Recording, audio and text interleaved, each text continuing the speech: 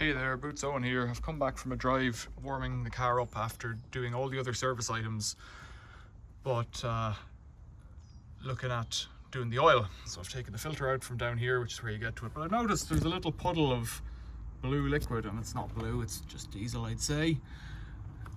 I'm pretty sure it's leaking out of here because it looked damp before, so I'm gonna have to just wick that away, and when it cools down, because it's all quite hot, take this fellow off and put a new washer in here.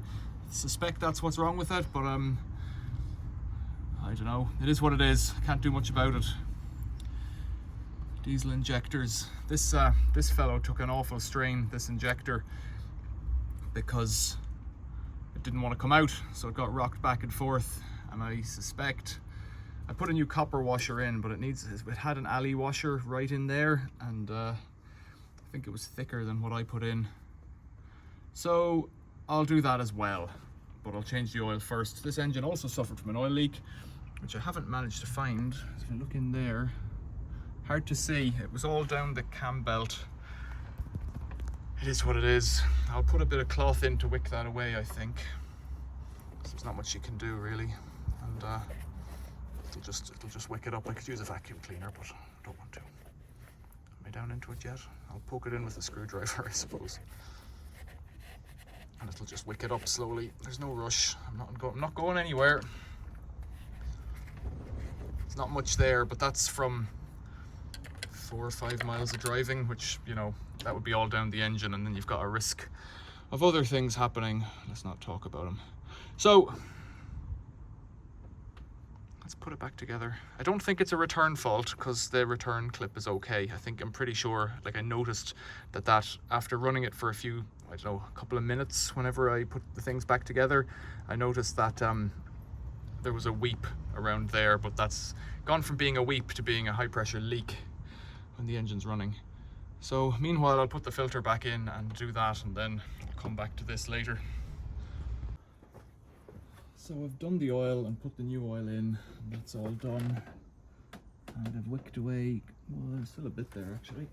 Yeah, there's still a puddle in there. Right. Now there's the potential I need to replace an injector, and I don't want to do that because that is of the order of 150 quid. It's not 15, it might be 17. Yeah.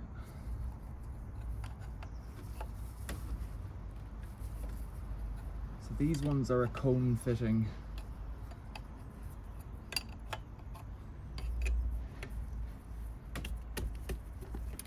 Like a plumbing pipe, flared, like a brake line, if you want to call any of these things. This is all still hot, which probably, it's a good idea. I think I need to work on these cold actually. I'd have to let this cool down.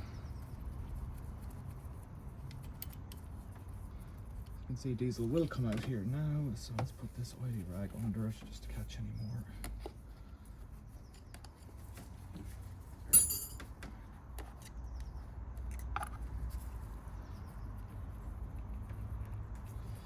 So now that I've got the injector clamped in, it's got stretch bolts on it, so you can't really reuse them. That's a £20 set. So I'm going to try and do an in situ repair, if you want to call it that. It's loose and off. So there's that. So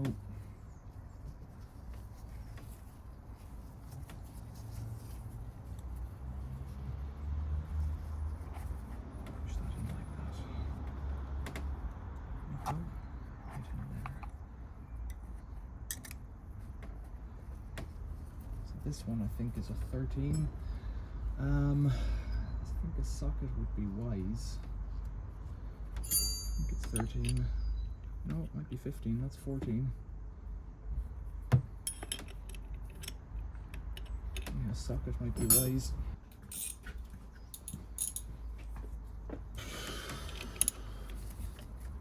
That's very loose. It wasn't very tight. Both statements are true. This is just a little, it's not a union, but it's a coupler, something like that. It's probably not meant to come out.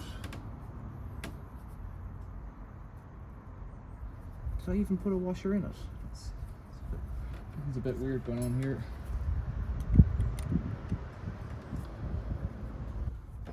This looks like the old one.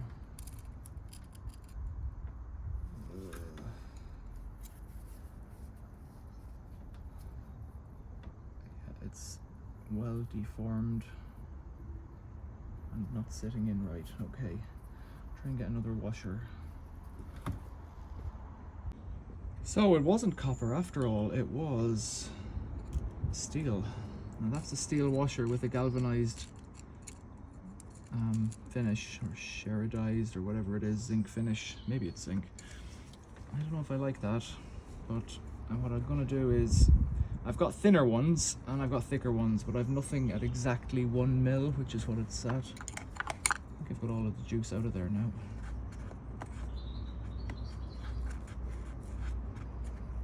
So what I'm gonna do, now that I've introduced a lot of fluff in there,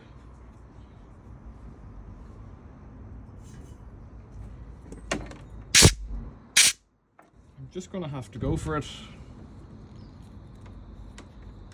It was a fine metric thread. This is the issue, like the old one had a seat in it and I thought it was aluminium and it was a crush washer, and that when you fasten it down it would crush onto it, but that isn't what happens. So I don't know, I don't really know what's going on now. I tried putting it in the wrong way around again, the right way around. In fact, I think I'm going to do that first. Drive it for another 10 miles and see if it's full of diesel. So it was a silly thing to, well, it wasn't a silly thing to do. I didn't check that it was, like, your ignorance is bliss a lot of time in life. Sit that in there. This back in here. So I've just turned it back the right way, even though it's been crushed the wrong way. I suspect they're put in, it's a fine thread, I suspect it's put in under extreme load to get it to squeeze into that washer. Or it's been stamped at the factory into that shape. Hard to know. Now I'm going to have to try and torque it up against itself here. So it came out awful easy the first time. It came out awful easy that second time. So do I let it go cold? It was cold before, and then when it was warm it came out easy. Or do I, which is it? Give it another little twist. It's definitely tighter than it was. And I don't have to drive it, I just have to put it back together, start it and run it. Is that right?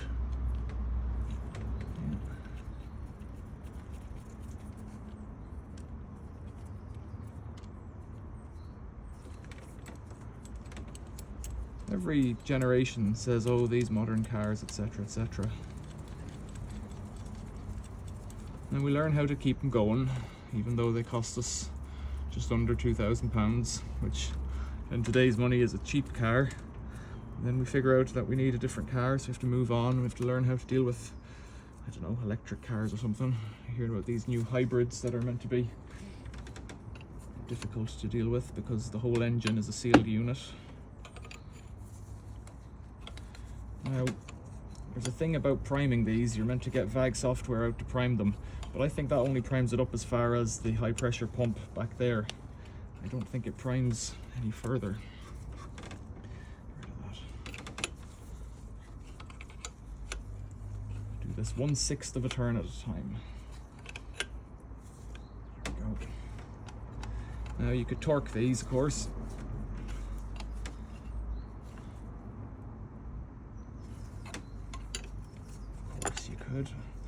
Priming, you could prime it, but I can't because I haven't got software, so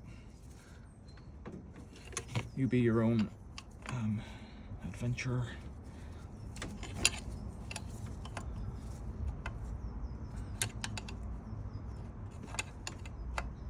Everything else is okay. I'm going to start it up and see if it pisses out again.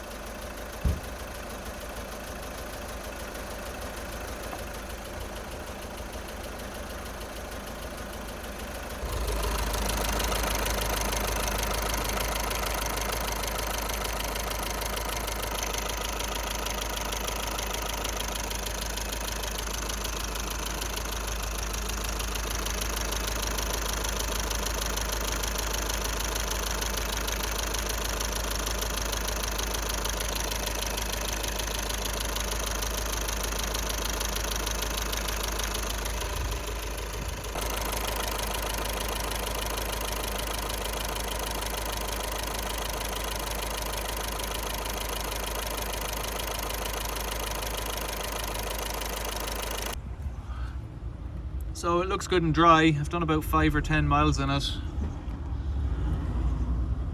Doesn't seem to be leaking, and I've done a bit of idling as well. So it's had about half an hour's driving. If it's gonna leak, it's gonna leak. That's what it did before, so I might have cured it, hopefully so. Thanks for watching, see you later.